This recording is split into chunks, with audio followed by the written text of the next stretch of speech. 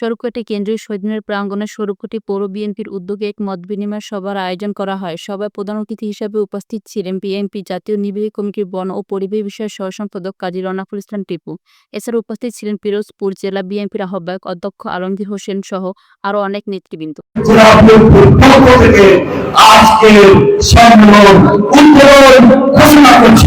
এ সময় সভায় উপস্থিত নেতৃবৃন্দ জনগণের উদ্দেশ্যে গুরুত্বপূর্ণ বক্তব্য প্রদান করেন।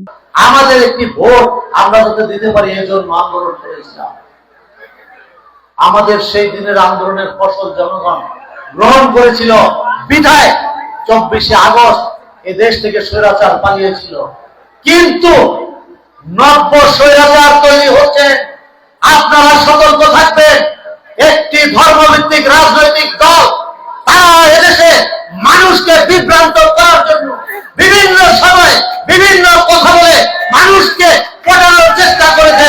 ধর্মের নামে তারা বিভিন্ন কথা বলে বিভিন্ন ভাবে বলতে চায় যে আমরা ইসলামের পক্ষের কথা বলি, তারা ইসলামের শাসন কায়েমের কথা বলে। আমরা জাতীয়তাবাদী দল বিএনপি যারা এই ৫৫,৫৬০ বর্গ মাইলের ভিতরে বাস করি, আমরা জাতি ধর্ম নির্বিশেষে সকল দল সকল পথ যারা গণতন্ত্রে বিশ্বাসী আমরা সকলেই একত্রে এই দেশকে গড়তে চাই। প্রিয় বন্ধুগণ, আজকের সম্মেলনটি শুধুমাত্র সম্মেলন নয়, নেতা নির্বাচনের বিষয় নয়। নেতা নির্বাচন যে কোনো প্রক্রিয়ায় করা যায়, কিন্তু রাজনীতি করতে হবে সবার আগে দরকার নিজেদের ঐক্য ঐক্য ঐক্য। আপনাদের ঐক্যের চাহিদার কারণে আজকের কিন্তু ভোটাভুটি। আমরা যদি আলোচনার মধ্যে দিয়ে কোন কমিটি নির্বাচন করতাম অনেকে খুশি হতে পারতেন না। দেশ নায়ক তারেক রহমান সর্বশেষ পর্যায়ে ভোটাভুটির কথা বলেছেন, আমরা সেটা আয়োজন করেছি রওনাকুল ইসলাম টিপুর নেতৃত্বে। প্রিয় বন্ধুগণ, সামনের দিনগুলো অত্যন্ত কঠিন।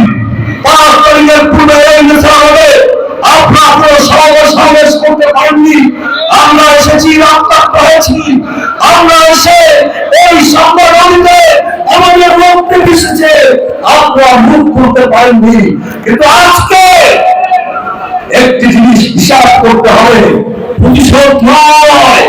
তারেক রহমানের নির্দেশ কোন প্রতিশোধ না নিয়ে জনগণের দাঁড়ে গিয়ে ৩১ দফা পৌঁছে দিয়ে ভোটের রাজনীতিতে শহীদ জিয়ার আদর্শ স্বাধীনতার বাংলাদেশ, সাম্য মানবিকতার বাংলাদেশ গড়ার জন্য আপনারা আমাদের প্রাণপ্রিয় হুজুর ১০০ বছরের নারীও আমাদের প্রাণপ্রিয় পীর সাহেব নেশাবাদের এই পুণ্যভূমিতে আমরা যেন তার প্রিয় ব্যক্তিত্ব পরবর্তী হুজুর সাহেবদের জিয়াউর রহমানের আদর্শ বাস্তবায়ন করতে পারি।